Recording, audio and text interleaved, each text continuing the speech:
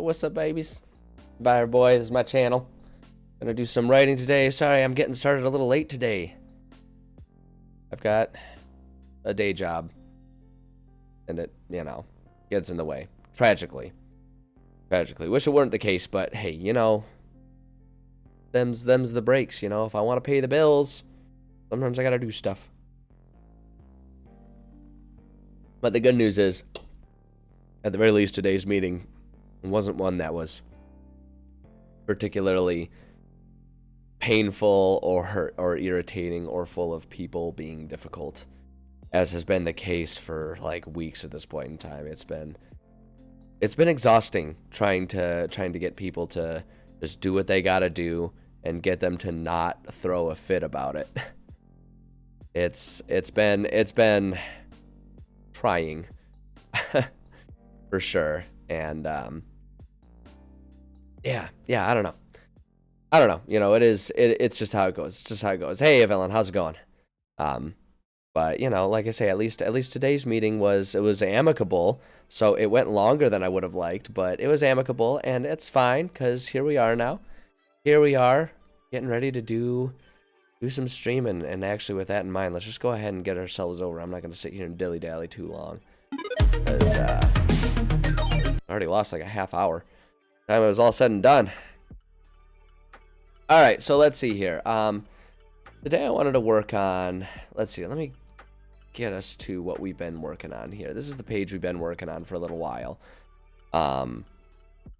And I wanted to work on a little bit more about our wizard here and his history.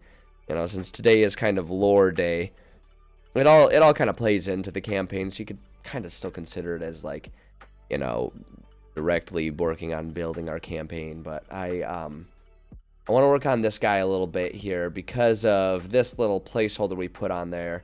A little list of bits of info and stuff like that that our players can find about him.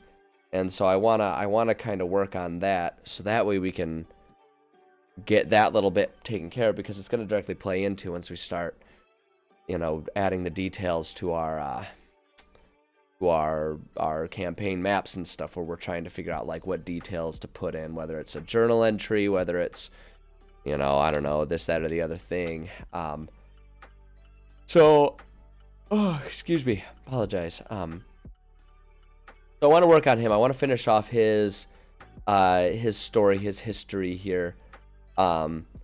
We kind of gave him a detailed history, and I want to review that and make sure all of that's kind of copacetic with where my head is at with, what we're gonna try to achieve with this part of our campaign.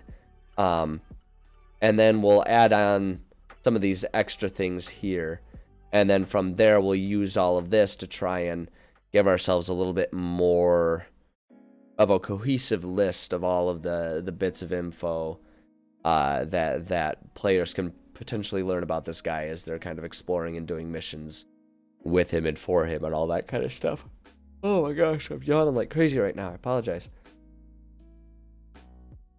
But I had a little more coffee before I got on here. Tell you what. So let's see. I want to review this and make sure that everything we have, like I said, I want to make sure everything that we have is still what I'm looking for out of this character.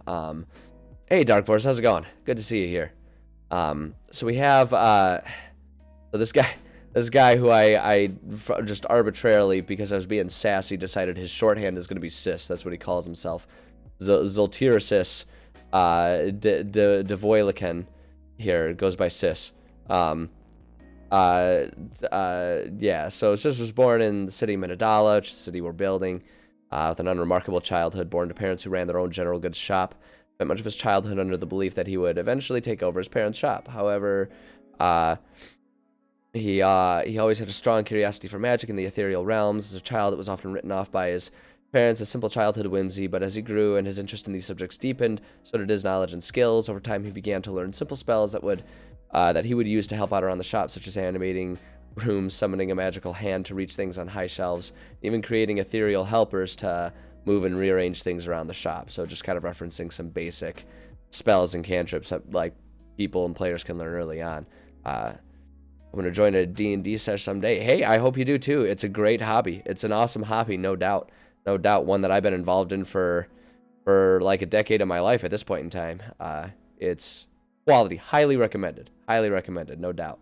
One day as he was helping to close up the storefront at the end of the day, Scholar traveling abroad happened in. I noticed this using magic, saw a great deal of potential in the then teenager. Scholar discussed this with Sis's parents and offered to help sponsor him as a student at the local academy where his skills could be honed. Sis was hesitant at first, having always thought he would simply run the shop, but his parents wanted more for him, and now that opportunity had presented itself. They encouraged him to attend this academy. Now, I just want to clarify this. Now that such an opportunity had presented itself, that just flows a bit better. Great. Over the years, Sis chose to stay in Minodala, eventually opening up his own shop next door to his parents' shop, but working in conjunction with them to offer enchanted or otherwise magical versions of the goods in the general store. Life was good, and Sis slowly built up a reputation as a good and reliable wizard. Could help with nearly any magical need. Then the unhinging occurred. By the time the unhinging happened, Sis was an aging man. His parents had passed many years ago. And so he lived alone in his tower outside of town. When talk around the town turned to mass evacuation due to the dangers encroaching upon the city from the mountains, Sis offered to stay behind and do his best to protect the city. At that time, nobody knew the true nature of the unhinging, and many were hopeful that it would pass and they could one day return to the city. But the people left while Sis stayed behind. He set up many defenses, and then I don't like using that. I would say that colloquially, but then it just doesn't come across in writing very well. Set up many defenses, and then we'll just say hid up in his tower, beginning his long wait. Occasionally, as necessary, he would return to the city to collect supplies and refresh any defenses that needed it. And so his life went. But eventually a year passed, and then 2, and then even more. The dangers continued to come, and the people continued to stay away, without any word from the people of the city. This operated under the assumption that the plan was still the same, but over time he could not deny that he was growing older, and that eventually his time would come to an end. Dissatisfied with the idea that he may die and abandon the city to ruin, I guess abandon the city to ruin, I guess that works, for when his people returned, he began looking into ways in which he could prolong his own life so that he may ensure his job was completed. It took years, but eventually he managed to create an energy pool deep within the basement levels of his tower by tapping into the raw magic within the world left by the unhinging. This pool essentially froze his age at the expense of tethering him to it. He knew that he could not go beyond the limits of the city or else risk time catching up with him in rapid fashion, but felt this was a fine trade as he had no intention of leaving the city to ruin. We already used that line, it just feels repetitive here. We'll just leave it at leaving the city. But though his body remained at its current age, his mind still aged and struggled to remember a past that was growing more and more distant. Today, Sis hardly remembers anything other than his daily routine of waking up, checking on the defenses that he keeps around the city, and then spending time investigating various magical ideas, many of which he has already explored but forgotten and will never read about again in the thousands upon thousands of journals that fill his tower with more pages than he cares to read. I want credit for the fact that I avoided doing my very, very regular and predictable joke of any time the terms wake up cross my mind and come out of my mouth. It takes a lot of willpower for me to not say grab a brush and put a little makeup. So I want credit for that. Just, you don't got to say anything. You don't gotta just in your hearts recognize that I did that and managed to keep the tone of at least finishing the paragraph before calling it out. Anyway, sorry. I'm probably the only person in the world who thinks that's funny in any way, shape, or form. That horse died years ago. But boy, oh boy, do I keep beating it. Anyway, okay, so I think that's a really good history, and I'm pretty content with that. I think that still handles what I need that character to be, and it kind of it describes who I need him to be. So I'm content with that. I think that'll be great.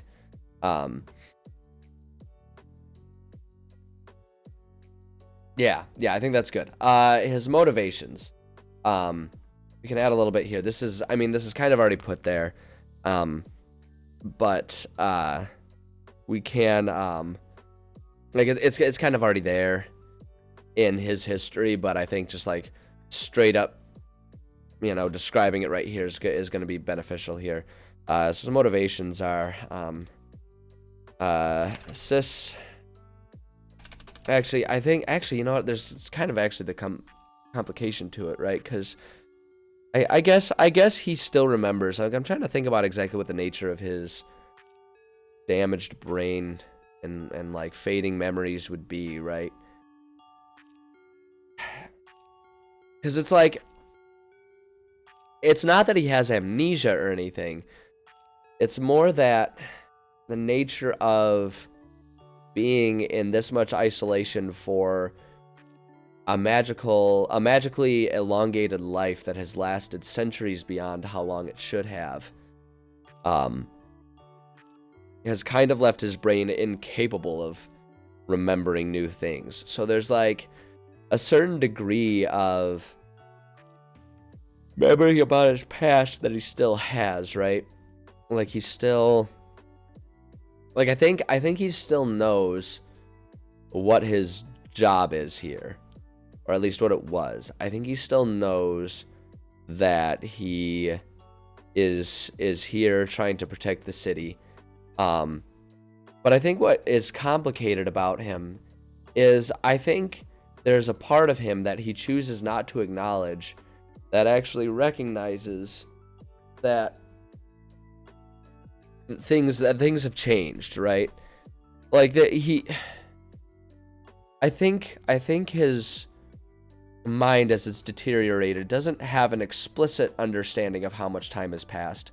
But I think there's sort of like an intrinsic understanding that the people aren't coming back and that he is alone here. But I think that it's been his purpose for so long that there's a denial inside of him that's happening and stopping him from acknowledging that and moving on, especially considering that he recognizes with the magic that he's done to keep himself alive this long. Hey, Z-Bean, how's it going? I think I think that there's like this sort of like recognition deep inside of him that understands that he either continues this goal of keeping himself magically alive, or magically alive and staying in this city in isolation, or he leaves and dies because he cannot leave the source of the magic that's keeping him alive. So yeah, it's been a while, but hey, you know what? As long as we get back here at any point in time, then why worry about that, right? Just glad to have you here. That's for sure. But yeah, so I think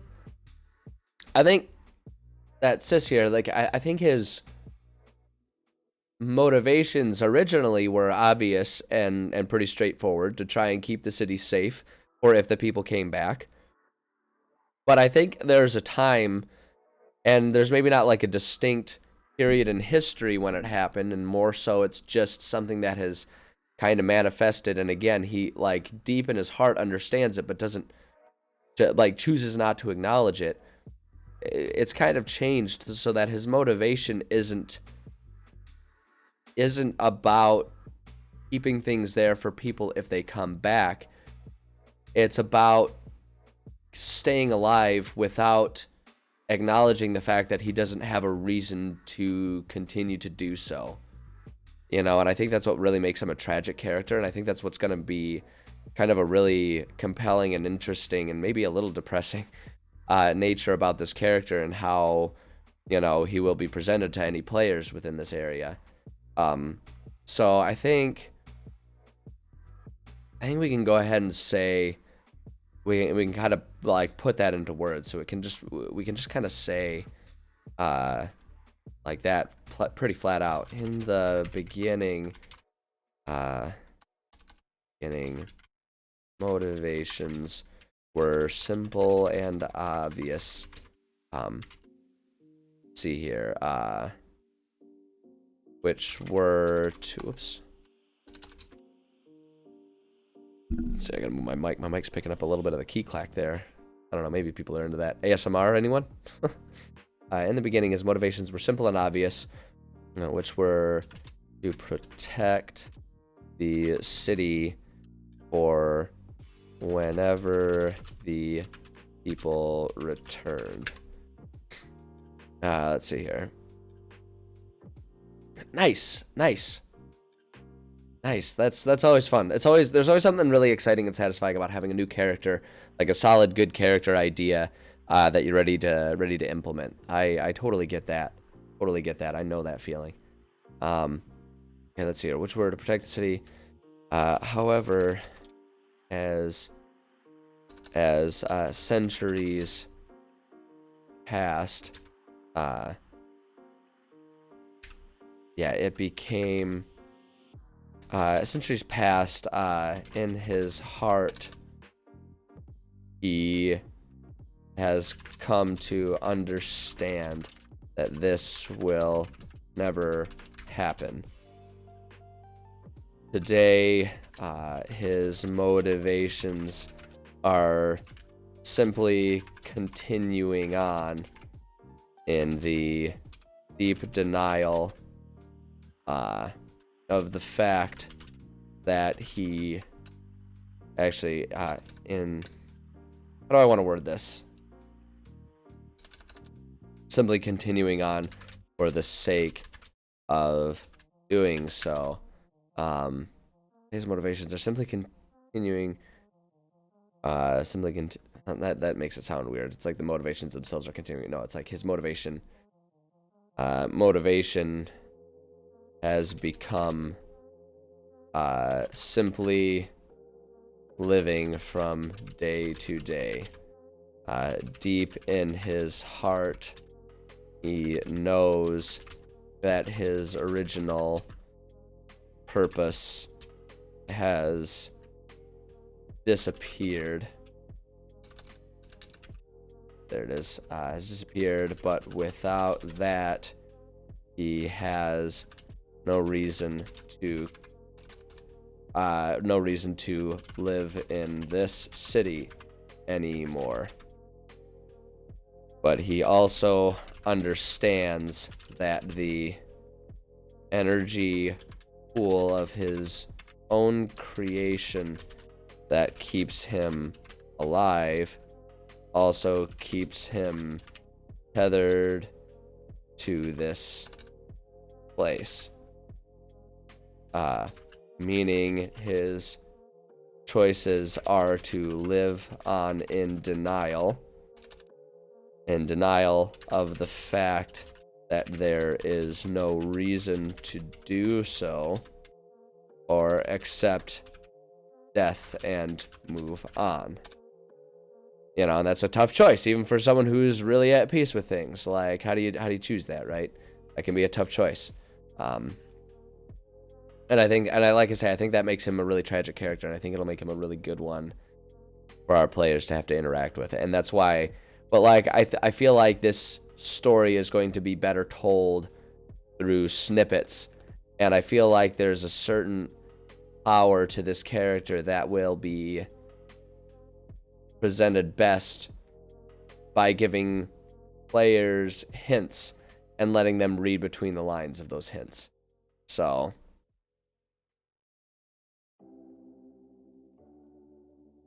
yeah, you were talking about the Florins last time.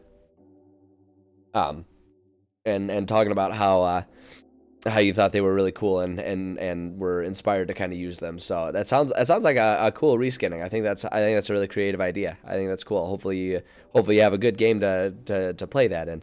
I think I mean, as a guy who's sitting here streaming his homebrew process, I think homebrewing and being creative is just Just spot on A-okay. Okay, let's see here. Yeah, I think that works. I think that works really well. I'm gonna make myself depressed just thinking about this character. All right, role-playing notes. This is kind of neither here nor there. This is just something that I do for myself to help with character consistency, because it just word of the wise to anyone who's like a new DM or wants to be a DM at some point in time. Word to the wise, just so that you're aware. Your players will remember the accents of the 8 million characters that you come up with on the fly, and they will call you out if the accent changes.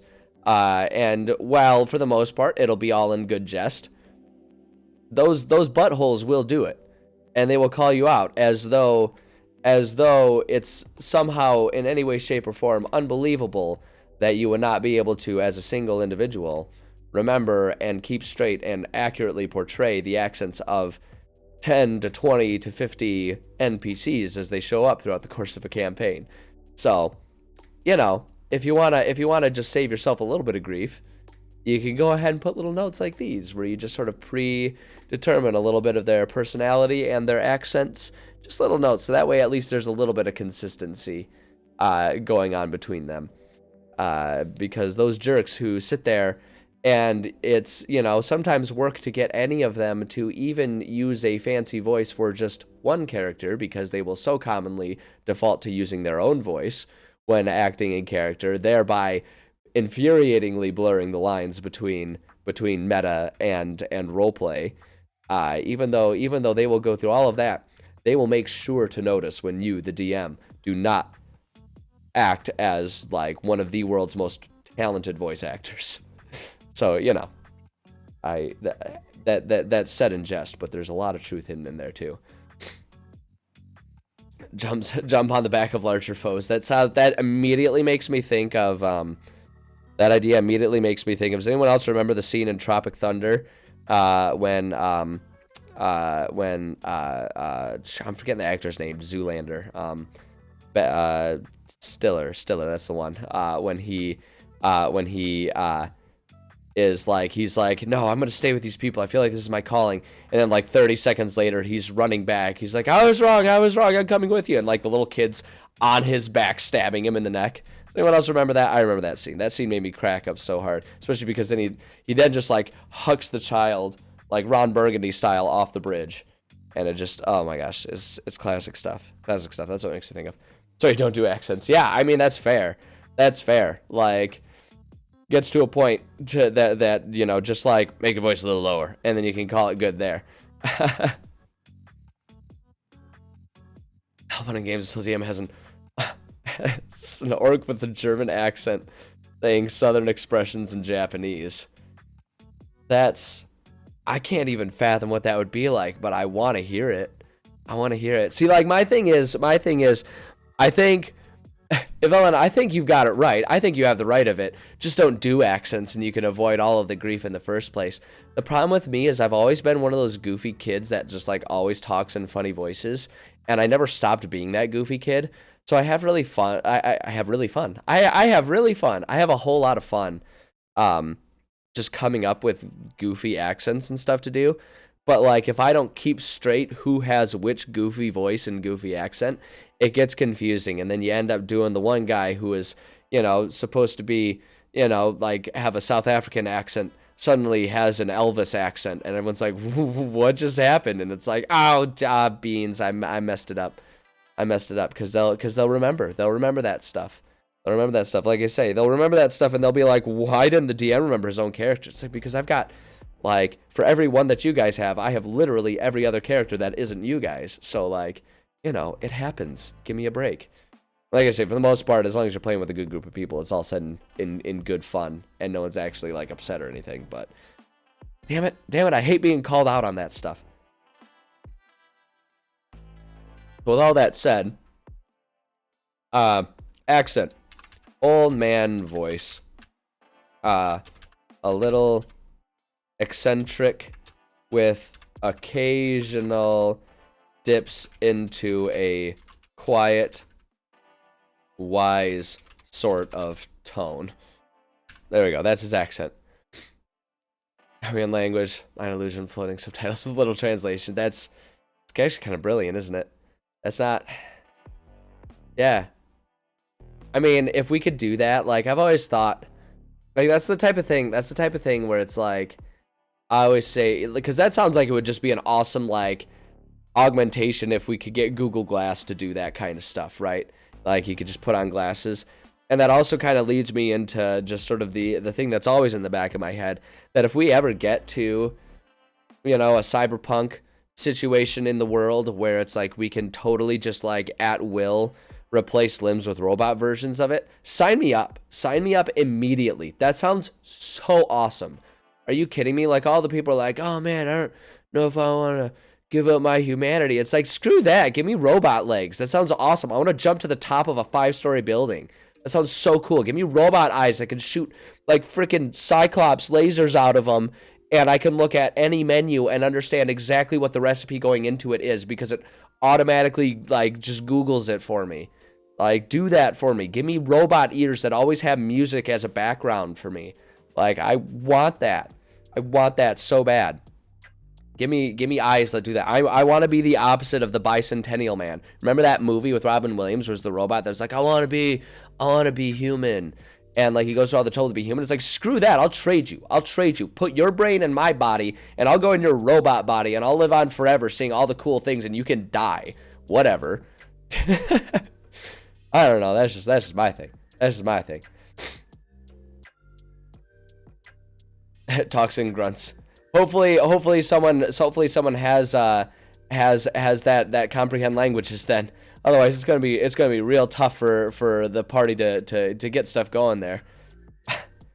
Getting hacked by a QR code. Honestly, you know what? Like, the thing is if we get to that point in time, I figure we're doomed to be the victims of our own, you know, AIs that we've created anyway. So it's like, let me just have a wild ride in the process. Like, if I end up getting hacked and then shot by the police because someone hacks me and tries to do a bank robbery with me, it's like, what a story to tell. You know? That's just it. Hey there, Carol. Oh man, Carolus Zyrex, I think that's how you say it. Welcome. We were talking about a very tragic, depressing character that's gonna actually be a really important part of my campaign. And then somehow tangents happen, as they always do with me, because I can't leave topics alone, and I can't ignore thoughts in that show up in my brain. And so we somehow started talking about turning into a robot, which I will not hesitate to say 100% make me a robot. I am 100% on board with that. I will cyberpunk myself and like pluck out my eyeballs and put in robot eyes, and like I will like suck out all of my blood and fill it with motor oil so that my joints never get stiff with age. Just like turn me into a cyborg. I want that 100%. I think, how do we get there? Oh, we got there with the idea of combining spells so that basically every time you look at someone, you can magically see subtitles, so you don't have to worry about how to understand people. And that made me think, like, boy, if I could get my eyes to do that, I'd be on board with it. Best thing to be replaced with your nervous system. Okay, fair. Yeah, because you don't want to not feel things. Don't want to not feel like good things, right? Yeah, that's true. I would miss eating. If I was a robot. That would be sad. I like eating. I like food and taste and all that kind of stuff. Yeah, that's the one. Language, minor illusion, floating subtitles. Yeah. And that, because that made me think about like having eyes that could do that. Like if you had Google Glass, and then I was like, forget the glasses you put on, just make my eyes do it. And that's how I got there. I apologize for that tangent. Thanks for coming to my TED Talk. Oh boy. Every change in your heart is, honestly, you know what a story to tell. As long as it's temporary and it doesn't kill me, screw it, let's do it. Why not? You know what, it would suck, but let's do it. But you know, YOLO. and all that jazz. But then again, does YOLO apply? If you become a robot, that can always just be replaced, right? Because then once you're a robot, doesn't that mean that you could just like upload your brain to like Google Drive, and so if your body busts, you can just hang out in the cloud for a little while until they replace it or repair it? That'd be great. That'd be great. I'd be on board with that. I'd be on board with that for sure. For sure. Hamster running a wheel. Yeah, I could do that. I mean, the only problem is, does that mean that I just like die every time the hamster gets bored? Like, or does it like, does he charge a battery that then can sustain me when said gerbil is sleeping or eating or whatever? I guess I would assume it would charge a battery. And I would assume that my skin could be like, you know, like at that point in time, I'm sure my skin could serve as like, you know, like a solar panel, and I could basically photosynthesize to say, like, whoops, I'm hitting my mic. My apologies. My apologies. There's a prison hamsters. Yeah, they're all tough, and they've all got one scar over an eye, and they're all like super ultra buff prison hamsters. Okay. All right, I should get back to doing actual writing. People are gonna come in here and be like, "This is false advertising. There's no D&D happening here. I don't know what's happening here. It's great, but it's not D&D." No, well, yeah, oh yeah, because it all started when we were talking about accents and how players are buttheads, and you need to make sure you keep your accents straight, otherwise they will call you out on it, and you will have to admit that you're not, you know, a robot who can just play re-recorded. You know, I'm not Siri, okay, Home Slice. I can't just change my accent because some ding-dong likes to make me Irish, even though I'm an iPhone in America. I'm the ding-dong. I'm the ding-dong. I change Siri's accent like once every month or so because I think it's fun. Okay, accent. Old man voice. Little eccentric with occasional dips into a quiet, wise sort of tone. Yeah, that's going to be it. His alignment, I'm going to give him, honestly, like, this is the type of character, when you talk about doing like a, when you talk about like a character like this, whose mind is kind of going, like, there's this kind of like baseline assumption that he would be chaotic, but I don't think he's actually that chaotic. I think he's a little eccentric, but I don't think he's chaotic. I think there's, like, I think he's almost got like an internal set of rules. I almost want to call him, I guess I would call him like neutral good. I think he's good because he's like, you know, he started off, at the very least, the reason that he largely kind of lives there is like, you know, he wanted to protect the city and keep home intact for his people when they returned, and they just never returned. So I think he's a good man. But I guess I would call him neutral. Because there's something chaotic. I guess there's something kind of like chaotic in nature about extending your life for centuries for the sake of, you know, making sure that the city doesn't fall into too much disrepair, especially since he's not really succeeded at that either. Like, the city is definitely in disrepair compared to what it was beforehand. And so I think I'm going to call him like a neutral good character. I think he has like his own system and his own rules that he follows, but they're not necessarily rules in the sense of like moral, lawful rules. I think he just goes about his life the only way he really knows how to these days. But for ultimately what began as a good purpose, even if now it's kind of a neutral purpose. So I'm going to call him neutral good, and we'll say he has a good heart, but the idea of following rules has gone by the wayside in exchange for following a system that maintains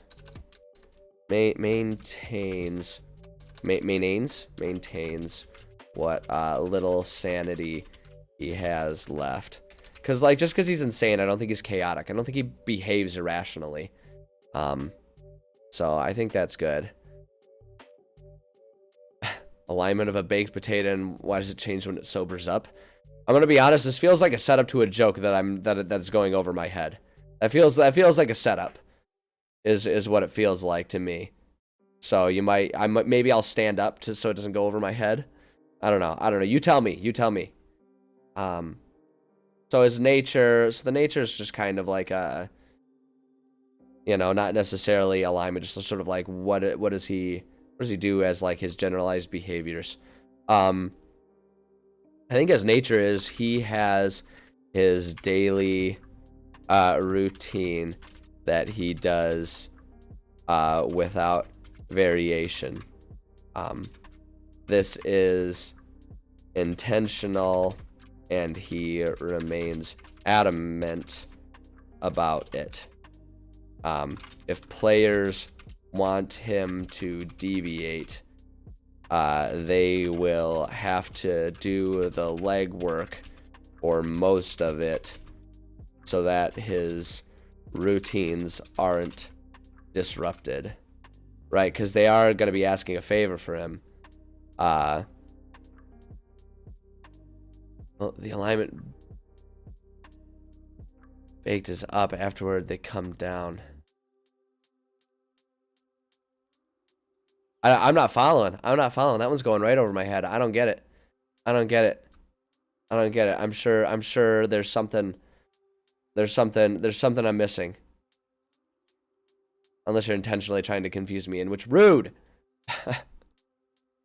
No, I'm not getting it. It's going over my head. I'm sorry.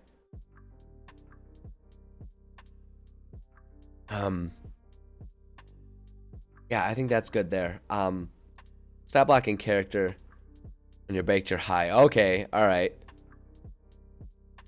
So, but like, I guess I'm confused because what does that do with the alignment then? Let's see here. So stat block, I don't think we need stat block for this guy. He's not going to be a combatant. I don't think there's any combat here. He's not interested in doing that. So I think for that history, that's good. I think that's good for his history there. I think that'll suffice perfectly well. I'm quite content with that. World tie-ins. I do want to just let's see. This is pretty simple here. Lives in Minadala and has for his entire unnaturally long life. Diesel Pete's keeping yourself up till 3:35 a.m. I wake up at 4 a.m. My goodness, we're like a complete opposite spectrums there. Yeah, get some sleep. I'm glad you stopped by at all, though. I do appreciate you stopping by, but good lord, I'm not that special. Don't make yourself ill for me. I'm just a dude. You can watch just watch the VODs on YouTube afterwards. Yes, you're crazy. You're crazy. No, thanks for stopping by. Don't make yourself sick. Go get some rest for sure. All right. Let's see here. I'm just going to copy the link to this page here. And then we're gonna go to go back to our foes and friends section here, and we'll just like boom, put that there.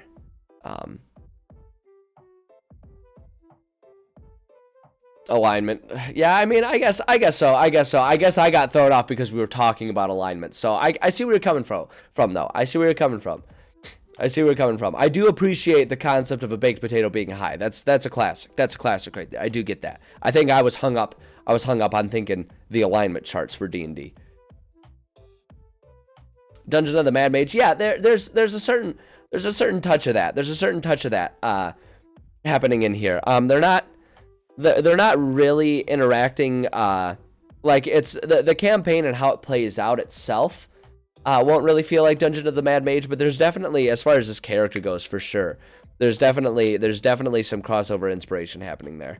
I mean, I think the tragically insane character is one that shows up in a lot of places for a lot of good reasons. I think it's a trope that's pretty common. And I think it serves a purpose pretty well. So I think no, I think you're spot on though. I think there's, you know, subconsciously or consciously, there's definitely there's a hint of that flavor in there. No doubt there is. And it's a wizard, not a cleric. Yeah. If he's a cleric, he could heal himself up and maybe heal his own ailing memories. But then again, it would be too convenient because then players would be like, oh, no, come with us and heal us. And so that way we never have to worry about dying and we can cheat the system in every way. Okay, I'm immediately seeing the term flesh Legos, and I'm not entirely sure I want to know what the rest of that line is. I'm gonna be frank with you here. That's iffy. In a greater restoration. Yeah. I mean, I'm gonna be honest. I'm a little hung up on flesh Legos. I don't know that I'm okay with that. There's just something not okay with that idea. I'm gonna be real with you here. Oh my gosh. You guys are too creative. It's horrifying. All right, I'm just gonna take like a quick 1 minute break, not even. I just need to run to the bathroom and I need to refresh my beverage. We'll be right back. When I get back, we're gonna look a bit more into this guy's history and we're gonna start adding some little tidbits for our players to find. So you guys go ahead and discuss the legitimacy and the morality of flesh Legos, because of the implications of where said Legos originate from, and you do that in my absence, so I don't have to be part of it, and I'll be right back. So, that's on you guys.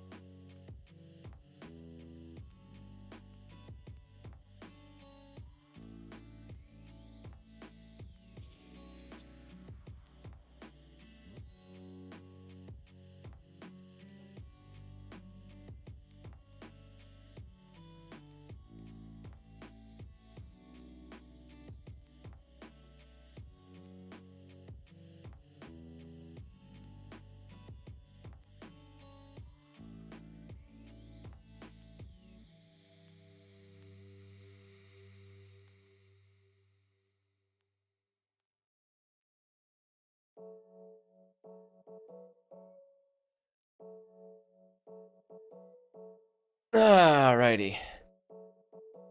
Okay. I'm back. I appreciate the patience. Okay.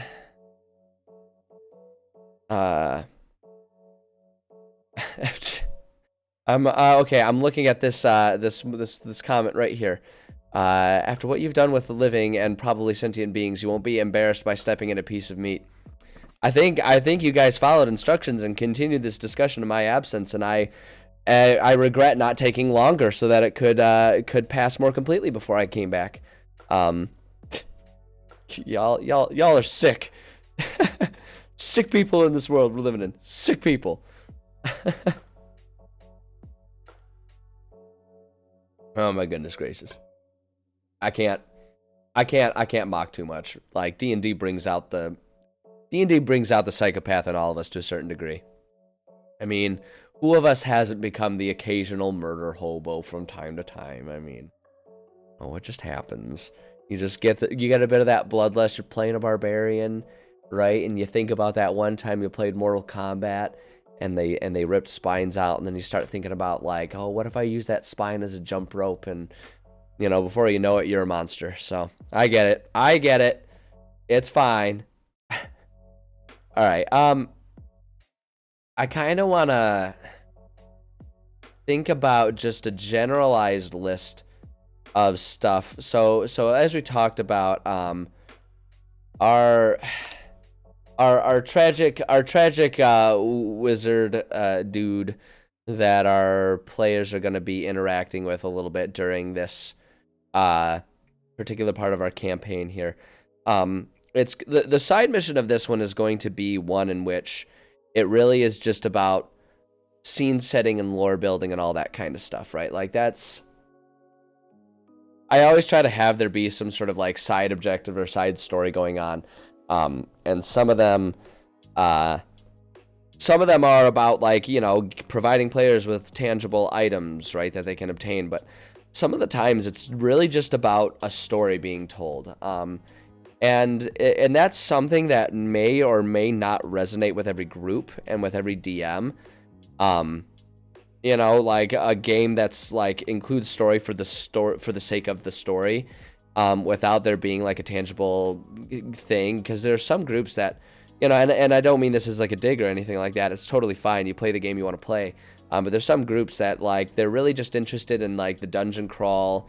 What kind of goodies do we get, right? They're not really interested in that. But when I'm DMing and telling if we're gonna be taking the time to role play a game for long term over a long period of time, it's, in my opinion, you might as well explore some conceptual things and tell a story that has questions, maybe without answers, about various aspects of morality, about good and evil, right and wrong, all that stuff. Like, it's cliche, but like, if we're gonna take the time to build a world, why not use that as an opportunity to explore and express concepts that we might not have that ability to explore elsewhere in life, right? Like, that's kind of my take. And so this guy, like, a lot of the discoveries of this are going to be less about giving people tangible items that work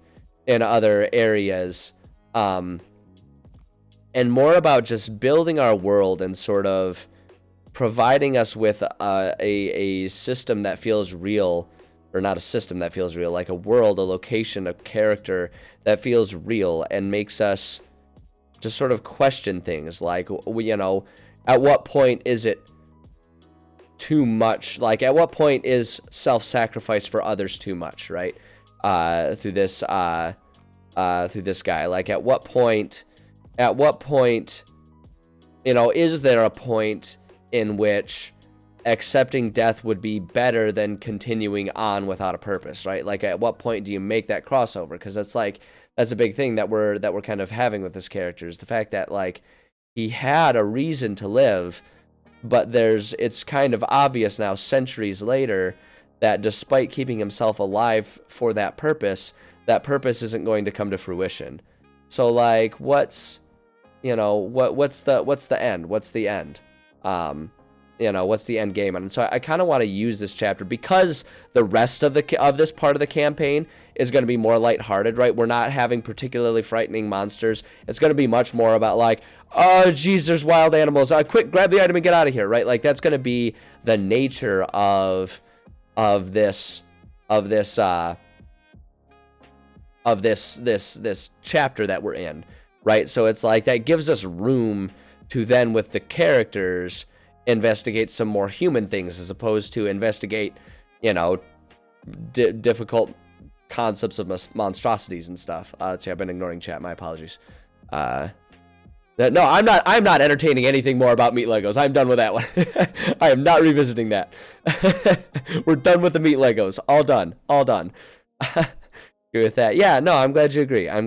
I think, I don't know, like for me, and a lot of it comes from the fact that like I use my writing of D&D stuff as like a creative outlet to explore those ideas.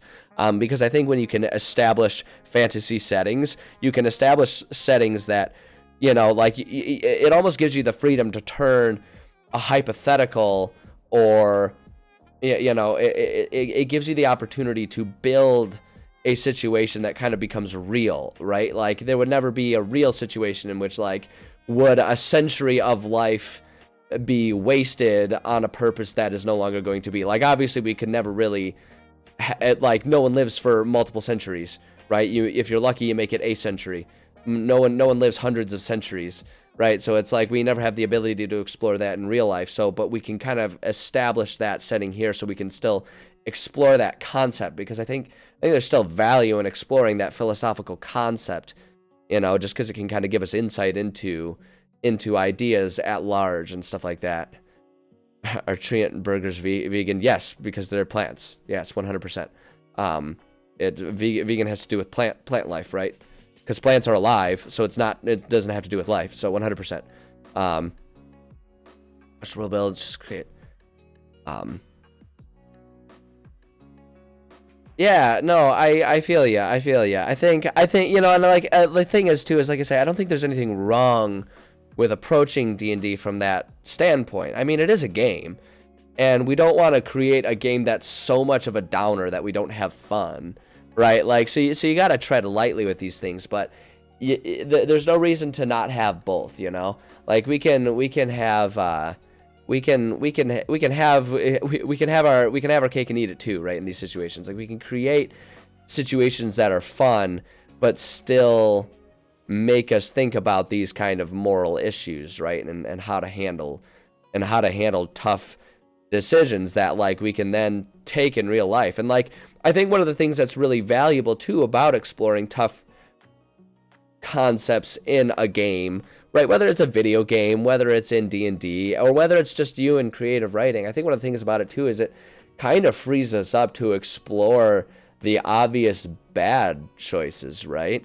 Like it frees us up, even like because we can kind of disguise, you know, curiosity under, and like it sounds horrible when I put it this way, but it's like we can disguise curiosity as, you know, just us being, you know, being flippant and sarcastic and sassy, right? But it's like you can kind of explore the concept, well, what if I just kill someone, right? It's like obviously we can't really do that in real life, not without there being serious, severe consequences. But it's like real life exploration of that has real consequences, including sacrificing a lot of your own humanity, right? Which obviously I've flippantly joked about with, you know, sacrificing my humanity to become a cyborg. But it's like, obviously you can't do that, right? Obviously no one would want to do that. But when you're playing a game, it frees you up, because it's a game, because it's fiction, it kind of frees you up to just sort of explore like, well, what would be the consequences of that? I do that, right? It's like, this guy is annoying me. I stab him, right? And it's like you can explore those crazy what ifs that you would never do in real life. Those like intrusive thoughts that you from day one intrinsically know that you have to ignore, right? Because everyone has those thoughts. Everyone has that time when they're standing in front of their boss. It's like, what if I just kicked you in the nuts right now? Like, I want to do that so bad. I just want to punch you right in the nose, right? Like, you know, you have those thoughts, but you can't explore them. And so it's like being in a game, you can kind of explore those difficult things. And I think there's value to that, you know, even if it's also something that kind of ends up being humorous, right? Because it's such a ridiculous, absurd thing. But it's like, you know, it's like the adult version of being a baby and being free to like look at your bowl of cereal and just like wonder, what would happen if I just dumped this on the floor? And like a baby is just like, bleh, you know, they'll do it, right? And obviously there's bad consequences which stop us as reasonable, moral adults from doing when we're at a restaurant. Like at a restaurant, We're not going to actually just be like, I dumped my soup, right? Like, you're not going to do that. But if it's in fiction, you can kind of do that, right? And that's obviously a nothing example, but it's like you can kind of, explore tougher topics. Like in this situation, what if I knew that the people that I was like, what if I knew that I was following through with something for other people who they no longer cared about? To what extent am I willing to continue following that through, even if I know that the people that I'm following through for don't care or even remember that I'm doing that? To what extent will my personal sense of moral obligation make me go to continue following through with this, right? At what point do you call it? Do you call it quits at a year? Probably depends on what the thing is. At 10 years, 20 years, 100 years, 1,000 years, right? It's like, at what point do you do that? And so it's like we can create these tragic characters that kind of present those things. It's like, and so it's like, I feel like most people would look at this character that we're making, right, and say like, well, obviously, after perhaps, obviously he's at the point where it's been a couple thousand years. So obviously at this point in time, probably not necessary or even worth it to continue going. It's like, okay, so then let's dial it back. At what point, well, where's that crossover? Is there a clear-cut answer, right? And those are the types of things that I really like to explore in my games. And I don't know, like, I don't think it's wrong to not do that kind of stuff. Sometimes you do just want, a nice, easy dungeon crawl Skyrim. I go through, I get all the treasure, and I get that endorphin rush. Great. Like, there's nothing wrong with that, but that's not what I do. That's not how I approach it. Okay, hypothetical. Walk into an underground lab. Slimes and vats. As you walk back, you find various NPCs you've met labeled Changeling Project 1, 2. Get to the back, and there's a broken vat for player character labeled. Oh my gosh, I love that idea. See, like, that's the type of stuff that I would love to present with players. That would be a really good idea for like a Starfinder game or something like that. Oh my gosh, that would be such a good way to screw with players, especially if you have the players come up with their own their completely own backstories and everything, and then suddenly they're questioning like, oh my god, like, is my character's backstory true, or is that like an implanted memory, right? So it's like there's no inclination, and suddenly you just slap them in the face with that idea. I really like that idea. That would be a fun one. That'd be a really fun one if you wanted to get like a real head twister campaign going. That'd be a really good Call of Cthulhu game too. Like, that would be a really good horror one, because you could have it going. You could have it really take what was that one movie? Surrogates, right? Didn't Surrogates kind of do that concept where it was like, do you know whether you're the clone or not, or like something like that? Or maybe I'm thinking of a different movie. Like, Surrogates was the one where there was like people, and like that you would create clones so that you could harvest organs from them. But it's like, what if the clones were like sentient and awake? Then like which you is the real you, right? And it's like suddenly it becomes that. That would be fun. That'd be fun. I'd run a campaign like that. That'd be a good one. I like that idea. That's a good one. Yeah, past 10 generations. They've all looked the same. Yeah, but see that, like, especially when we're talking about medieval times, it's like, is it experimentation, or is it just is it just Game of Thrones lineages? Like, they've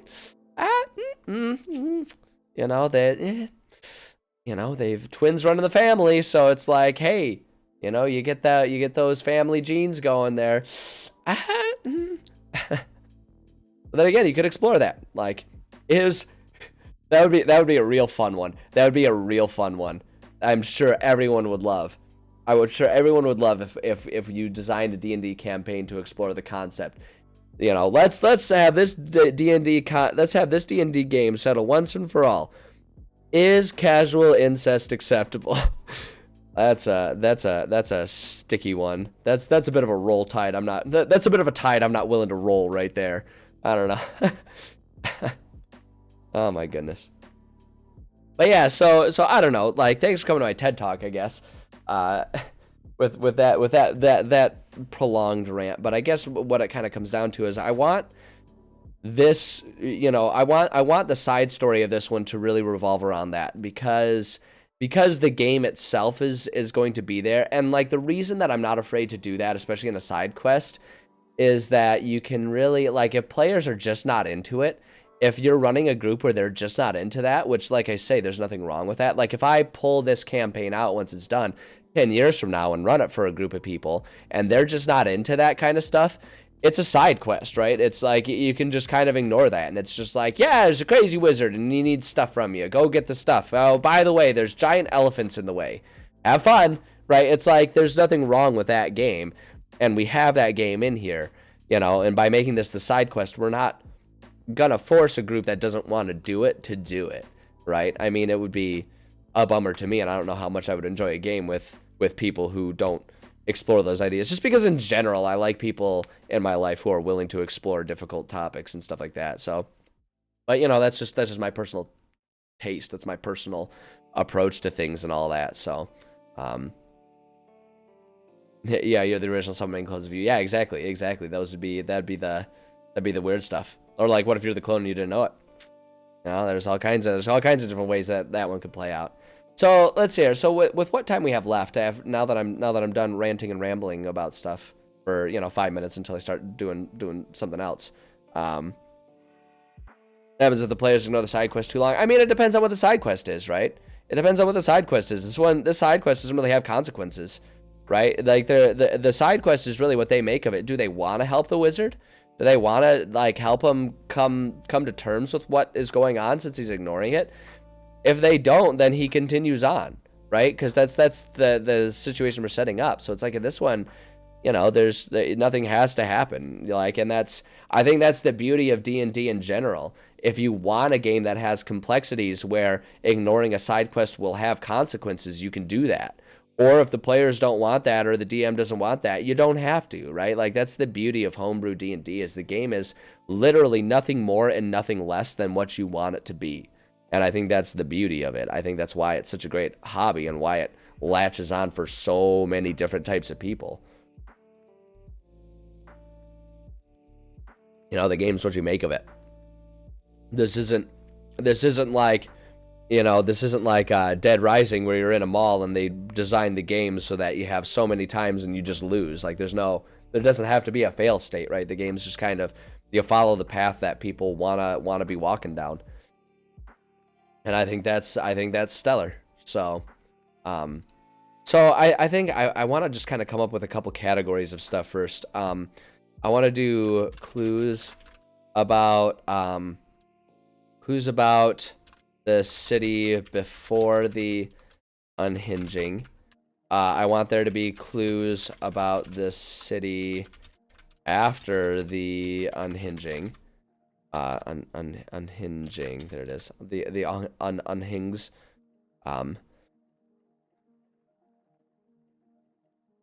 Interplayer volleyball with the Tarrasque. You're a meme machine over there, man. You've got your brain is coming up with ideas that are just different levels of trolling. No doubt about it.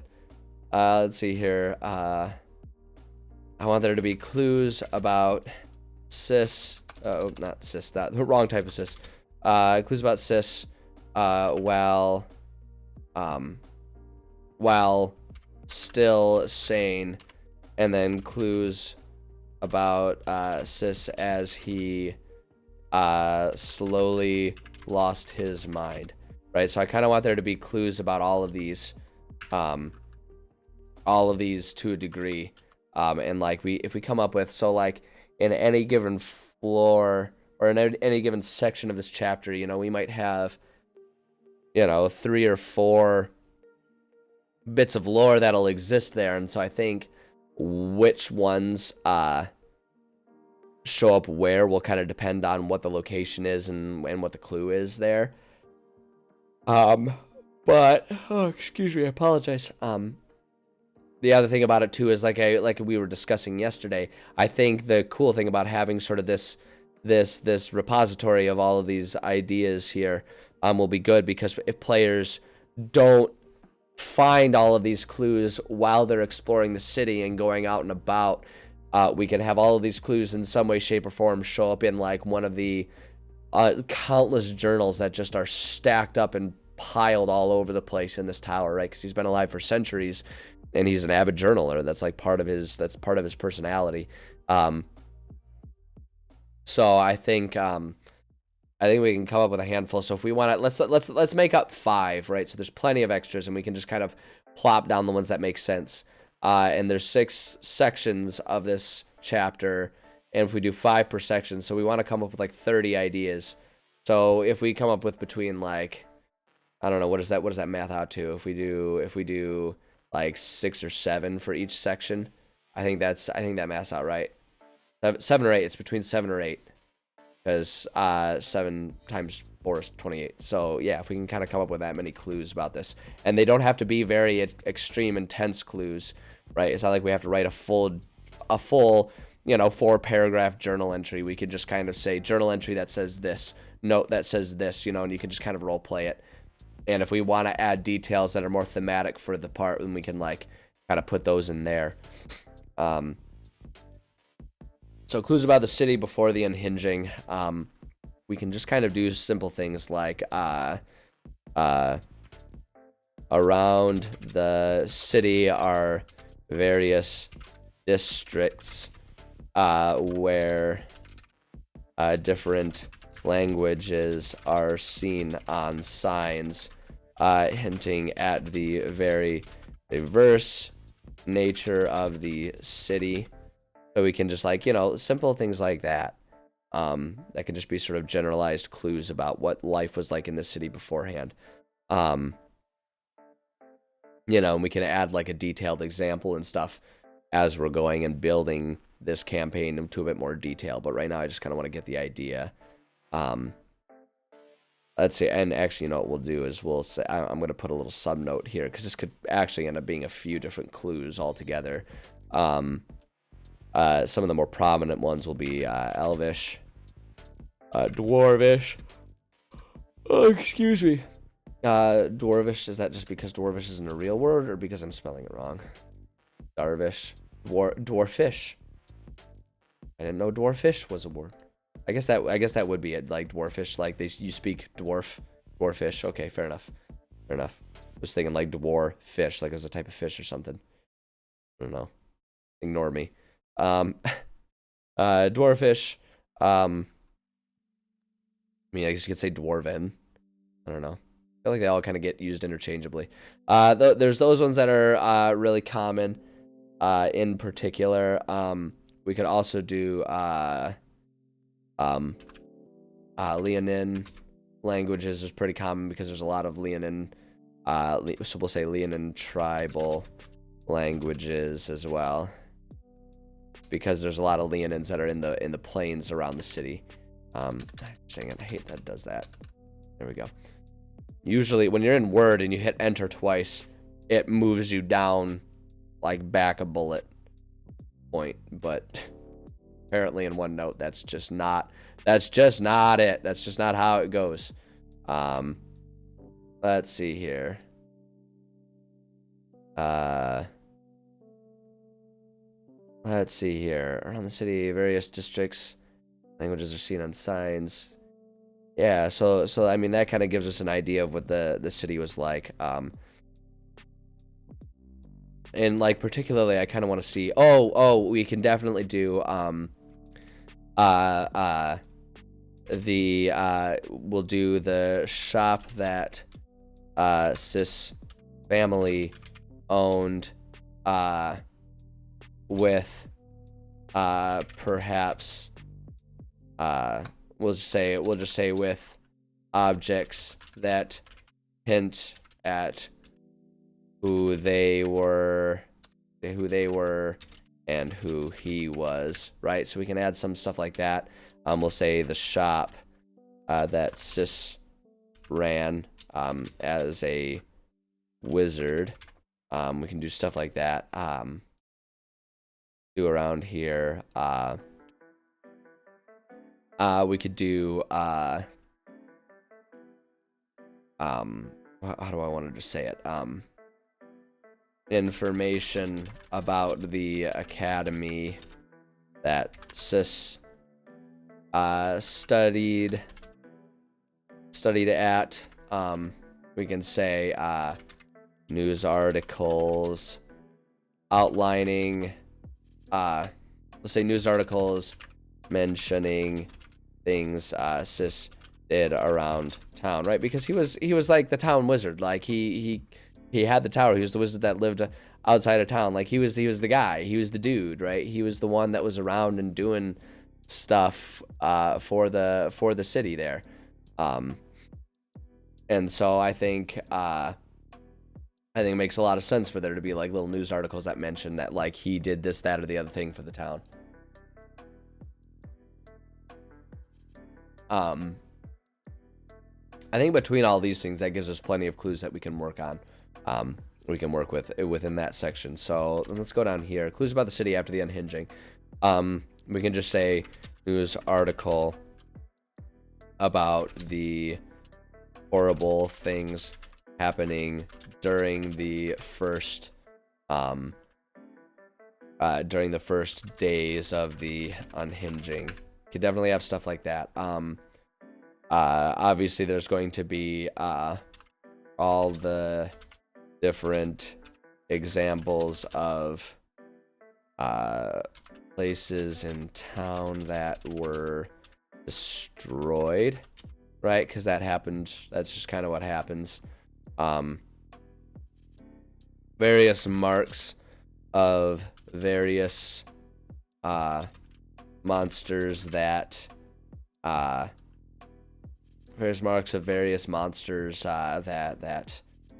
have been in and out of the city, right? Just to give those kinds of ideas there.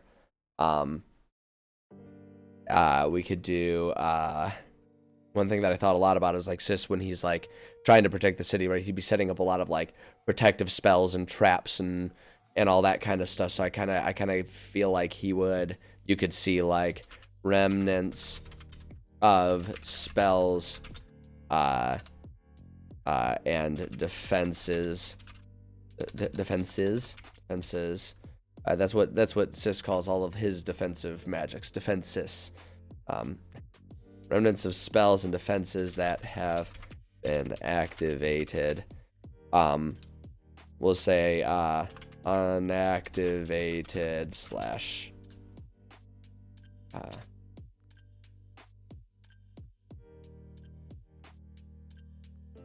okay, so it's not like actually a word, so we'll just do that and it'll accept it.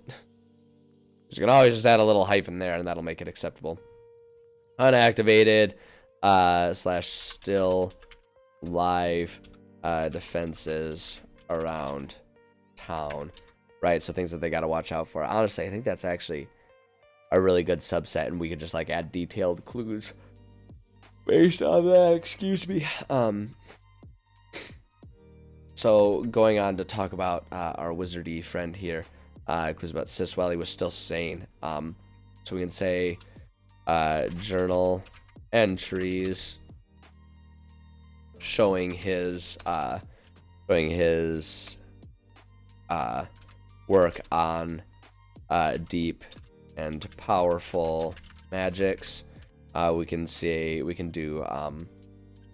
do various clues about the magic he did to help around town, and we can do like remnants of fixes and improvements. Remnants of fixes and improvements made by magic, right? Obviously, you know, things that are obvious like that.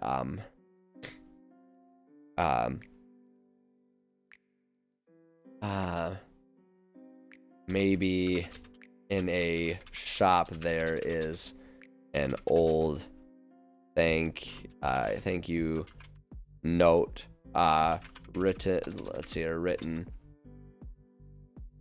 outlining how this helped someone, right? Well, I guess that's kind of more the town.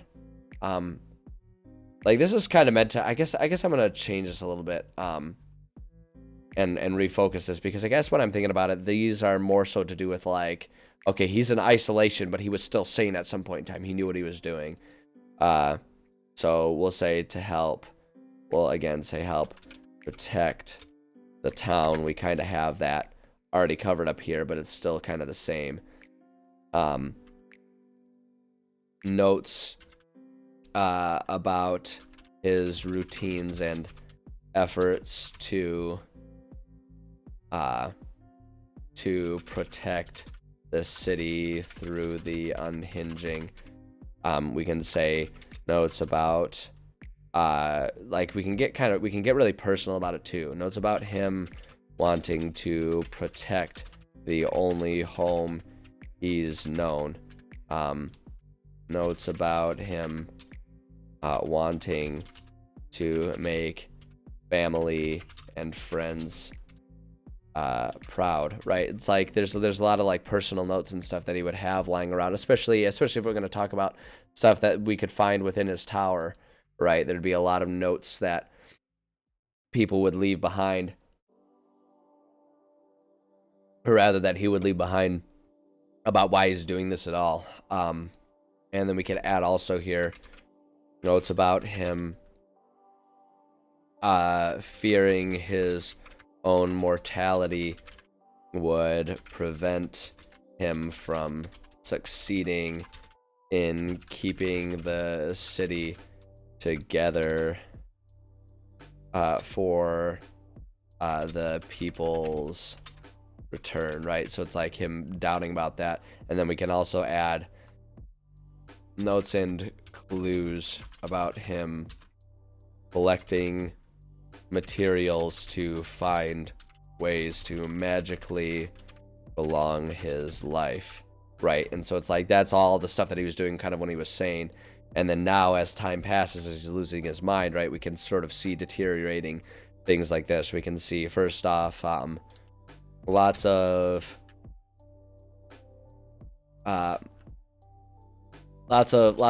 long notes about whether there's moral issue with playing God, right? Like it starts off with him like really questioning whether his activities are necessary, right? Occasional notes questioning if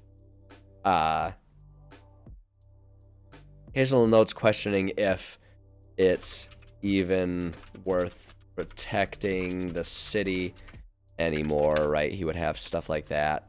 I feel like then we would start to see trying to think about it, like what would the progression be? Whether it's worth protecting the city anymore. Notes. We can say notes about regretting having given away his life and future. It's about regretting having given away his life and future for a cause that has never come to fruition, right? He always wanted the people to be able to, like, he expected the people of the city to come back, and it just has never happened. And then we'll say, and then like the real decline in his headspace would be kind of, we'll start to see notes intentionally putting aside concerns about if time was well spent. And then we'll say notes discussing, like, we'll say actually what we can do is like notes that start to contradict each other in timeline, right? So it's like he starts losing track of time. Notes that are repetitions of each other as he explores the same ideas again and again, right? Because he just can't keep all of the stuff straight in his head. And then eventually all notes are just daily routine notes that are identical to one another, right? So it's like he keeps his detailed, dedicated journal, but it's kind of gotten to a point where it's like he is so focused on doing his routine as a coping mechanism to ignore what he's kind of put himself through, right? To ignore all the difficult questions that he just doesn't want to think about anymore, right? So it's like he kind of gets to that point where he's just like, I can't think about this. I don't want to think about this. I don't want to think about if I've wasted my life. I don't want to think about the fact that my choice is to either live this meaningful life or allow myself to die because I'm being, it's like the magic version of being kept alive by a machine. It's like, do you stay alive like stuck to a hospital bed being kept alive by machines, or do you accept death? Like, which one do you prefer? And that's like, there's no right or wrong answer. There's just what people have to accept. And for him, it's like, because he's lived with this goal for so long, he just like kind of decides, it's like, no, you know what? This is what I'm here to do. This is what I have to do. I need to do this. And so he just starts doing it, even though there's like no reason to ever believe it would ever happen. And even if it did happen, that people came back, it would not be the same people that he saved it from. Like, people, there's not this collective of displaced refugees from Minadala that are planning to return, right? Anyone who returns at this point in time would be just entirely new people that would not know who he is. They would not understand what he's been through.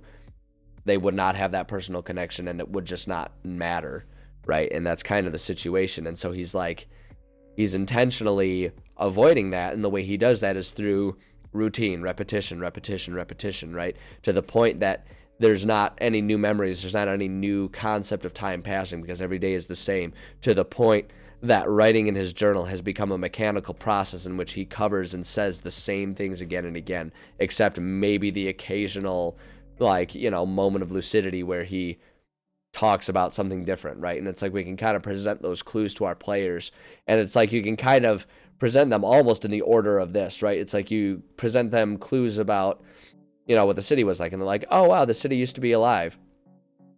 And then clues about like, oh, the reason that any part of the city is still alive is because this wizard has been trying his best to keep it safe.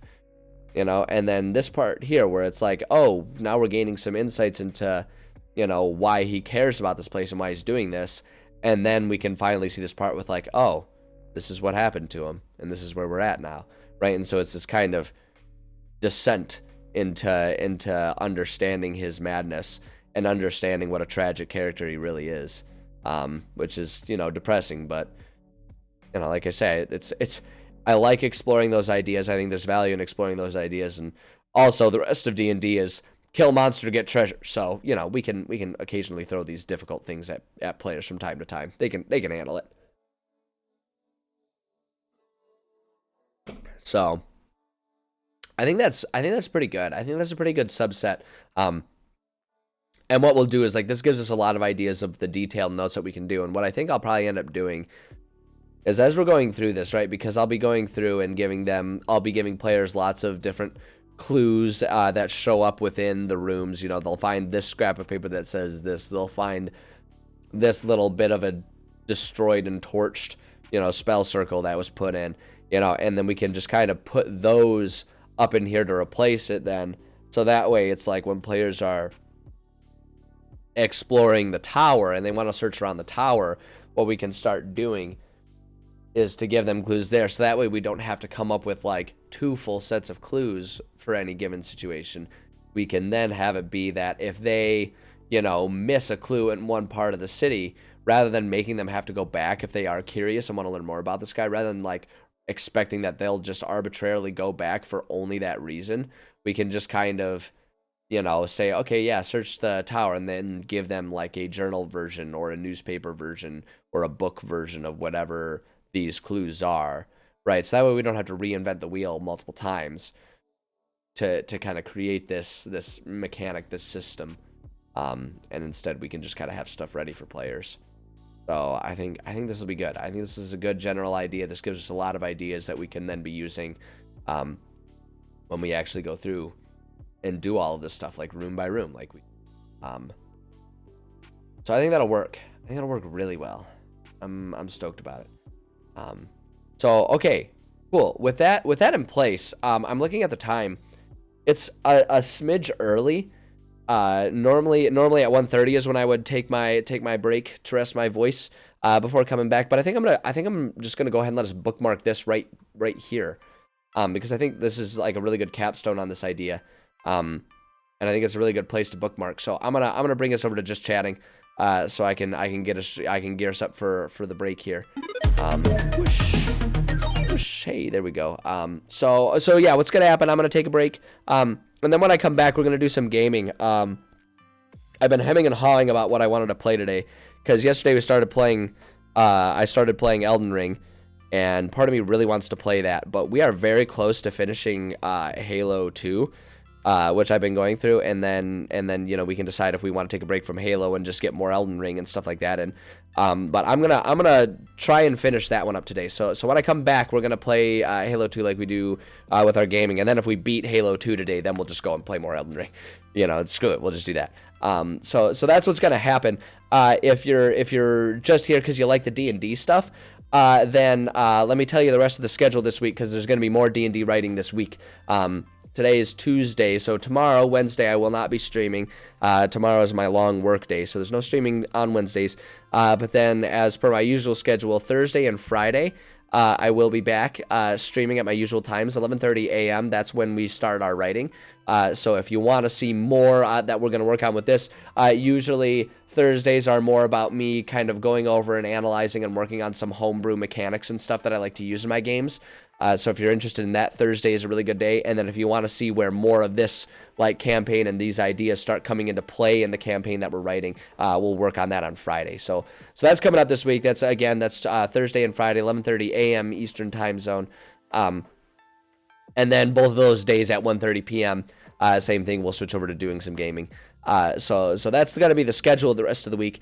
If you just can't wait until Thursday to see more writing and stuff like that, you should check out my YouTube channel, Enviroboy on YouTube. I put all my VODs up there. So if you want to see other stuff that I've written, going all the way back to like even before we started this ongoing campaign that we're well into working on at this point in time, you can go check all that stuff out. It's all there. So just, go enjoy it there. It's good times. I also, and then if you're interested in other games that I've played and streamed and stuff like that, I put all those VODs up there too. So that's what YouTube's good for. Other places, social media, you can find me on Twitter, Enviro Streams on Twitter. You can find me on Instagram, Enviroboy Streams, announcements, goofy things, other stuff I do in my life, my kickboxing, my rock climbing and stuff like that. All that stuff kind of shows up there. Also, that stuff and more shows up. I do have a Discord server. If you like this D&D stuff and you want to be able to talk about it outside of stream and stuff like that, you should get yourself hooked up with the Discord. I love interacting with people. People will share their ideas and their homebrew stuff that they're working on all the time. I love hearing about that kind of stuff. Discord's a really good place for it, because then I can actually spend more time bouncing that stuff back and forth, because I'm not also trying to get streams going, because as you can see, if I don't try and focus on my stream, I get distracted quite a bit, and so Discord's a really good place for us to really let those distractions just run wild, with other ideas and topics and stuff. So Discord's a really good place. I also put announcements about going live and schedule and all that kind of stuff. So it's a really good place to be connected. All of those links you can find in my about page. If you're on Twitch, or if you are watching the VOD, you can find that in the video description below. So all that stuff is there for you guys. Yeah, I think that covers pretty much it. So thanks for stopping by. Thanks for hanging out with me. Like I say, we're not done streaming, but we are switching gears a bit, and we're going to be gaming a bit. So I'm just going to take a break, rest my voice here. I'm still getting over a cold, so I can use a bit of a voice rest. But we're going to do that, and then so maybe in 15 minutes I'll be back, and we're going to play some Halo. So thanks for stopping by, and I'll see you guys soon.